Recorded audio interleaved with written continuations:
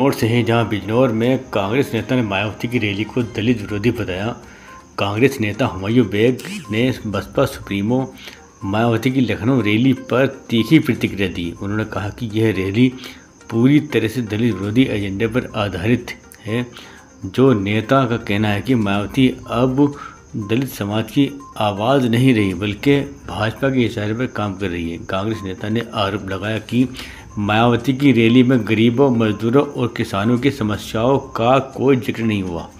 उन्होंने कहा कि बसपा की राजनीति अब सत्ता की डील तक सीमित रह गई, जनता के मुद्दों और उसका कोई लेना देना नहीं। देखिए खास रिपोर्ट। नेताजी, आपसे एक सवाल है, क्योंकि आप कांग्रेस के सीनियर नेता हैं और कहीं ना कहीं बिजनौर की नहीं यूपी की राजनीति पर आपका बहुत अच्छा ध्यान रहता है, तो उसी पर आपसे सवाल है, मायावती जी की जो रैली देखते हैं, क्या मानते हैं?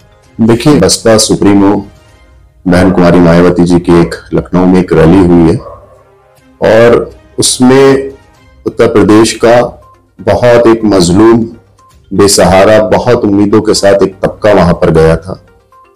लेकिन जिस तरह से वो रैली में जो उन्होंने बातें रखी, पूर्व की प्रदेश सरकारों को जिस तरह से उन्होंने बोला और मौजूदा सरकार को जिस तरह से उन्होंने तारीफों के पुल बांधे, उससे वो पूरी तरह दिखाई दिया कि ये रैली बसपा की ना होकर मौजूदा सरकार की तरफ से पर्दे के पीछे से कराई गई एक रैली थी।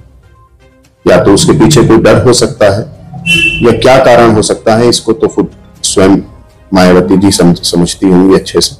मैं उन चीजों में जाना नहीं चाहता, लेकिन लोगों को बहुत निराशा हाथ लगी और निराशा इस कदर की हाथ लगी कि कुछ हमारे जो मिलने वाले, चूंकि हम सक्रिय राजनीति करते हैं अपने शहर में, अपने जिले में, तो जो उनके समर्थक हैं, जो उनके कुछ पदाधिकारी भी हैं, जब उनसे चर्चा हुई तो वो भी इस बात से सहमत नहीं थे कि हम किस उम्मीद से वहां पर गए थे। लेकिन जो उन्हें हाथ लगा वो इतनी बड़ी निराशा हाथ लगी कि जो शायद वो उन्होंने कल्पना भी नहीं की।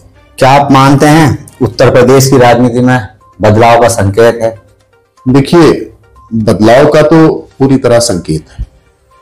जिस तरह से देखा जा रहा है कि गरीब और मजलूम, खासतौर से जो दलित समाज है और अल्पसंख्यक समाज में जो मुस्लिम समाज है, जिस तरह से आए दिन पूरे प्रदेश में आप देखिए खबरें आती रहती हैं। बल्कि मैं इस पे कोट करना चाहूंगा मायावती जी को भी कि अच्छा लगता समाज सुनने गया था दलित समाज कि वाल्मीकि समाज के एक बच्चे के साथ, एक आदमी के साथ रायबरेली में जिस तरह से घटना हुई, एक हफ्ते पहले की ये घटना थी और लगभग एक हफ्ते 5-7 दिन पहले की हमारे देश के सीजेआई के खिलाफ जिस तरह से जूता फेंका गया, वो भी एक दलित समाज से आते हैं, तो शायद बहन जी उसके ऊपर बहुत कुछ बोलती। लेकिन पूरी तरह निराशा हाथ लगी समाज को कि उसके ऊपर कुछ नहीं बोला गया। क्या आपको लगता है मायावती अब भाजपा को फायदा पहुंचा रही है? देखिए, कल जिस तरह से सारी चीजें चर्चा में थी, जिस तरह से उनका भाषण केंद्रित था सब भाजपा की तारीफ करने बतौर, तो इससे तो यही समझा जा सकता है कहीं ना कहीं कोई ना कोई फायदा हो सकता है, राजनीतिक फायदा है या किस तरह का फायदा है, इसको तो बहुत अच्छी तरह समझती होंगी।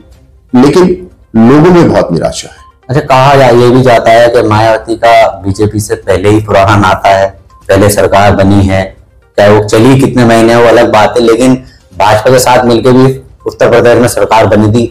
है आपको जानकारी? हमारी जानकारी के मुताबिक तो हमें जानकारी है कि ऐसा था और कहीं ना कहीं इस बयान से ये भी लगता है कि आपस में दोस्ती बरकरार है। तो उसे क्या मानते हैं आप? देखिए, बहन जी ने ये सच्चाई है कि भाजपा के सहयोग से एक बार मुख्यमंत्री बनी थी वो और कुछ महीनों के लिए वो सरकार रही, बाद में वो गठबंधन चला नहीं। उसके पीछे क्या कारण थे वो मैं उसमें जाना नहीं चाहता, लेकिन भविष्य में जिस तरह से देखा जा रहा है उससे तो संकेत वही दिखाई दे रहे हैं। लेकिन जो उनका समाज है, उस समाज की वो नायक मैं उन्हें बिल्कुल नहीं कह सकता। ये पूरा घटनाक्रम उनकी रैली में घटा। हम दलित समाज का, बहन जी का स्वयं बहुत सम्मान करते हैं व्यक्तिगत तौर पे, और दलित समाज का इसलिए सम्मान करते हैं कि वो एक आदिकाल से, एक लंबे वक्त से उसके साथ शोषण होता है, उसके साथ जुल्म होता है। तो जो कांशीराम जी ने जो अपने समाज के लिए किया वो एक अतुल्य है।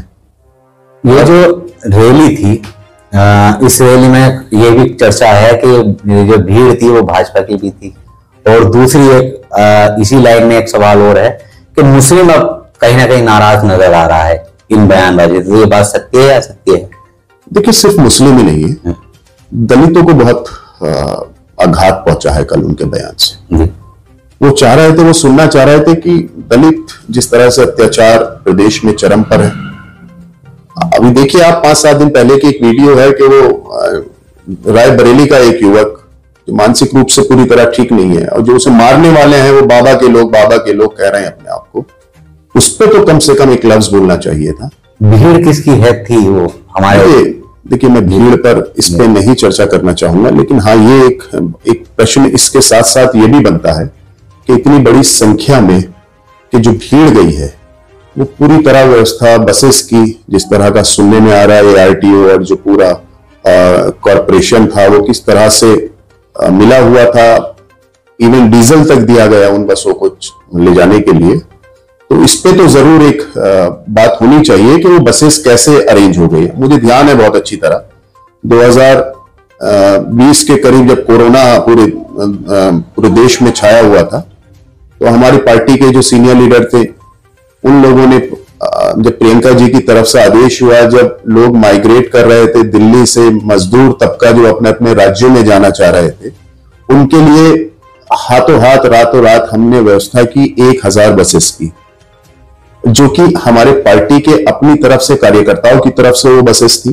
लेकिन उन्हें फिटनेस के आधार पर, उनके नंबर के आधार पर, उस वक्त में जो सरकार थी, मौजूदा जो सरकार थी उस वक्त में वही सरकार थी, उसने इस तरह से अड़चन पैदा की कि जो बेचारे गरीब तबके के लोग थे वो जाना चाह रहे थे उस बस से अपने घर। हम सोचते थे कि उनकी मदद हो जाती, लेकिन वो पूरी रात हम लोग इधर से उधर भटकते रहे, लोगों से परमिशन लेते रहे, बताते रहे कि फिटनेस पूरी है, लेकिन वो व्यवधान डाला गया कि कहीं ना कहीं मतलब कांग्रेस मदद करती हुई लोगों की ना नजर आए। लेकिन आज इतनी बड़ी संख्या में, इतनी बड़ी भीड़ के साथ एक रैली होती है और हम 40-50 लोग अगर अपनी बात मनवाने के लिए जिला प्रशासन से अगर उस पे जाते हैं, इवन मासिक बैठक भी हम अपने कार्यालय पे करते हैं, तो पुलिस का पहरा लग जाता है।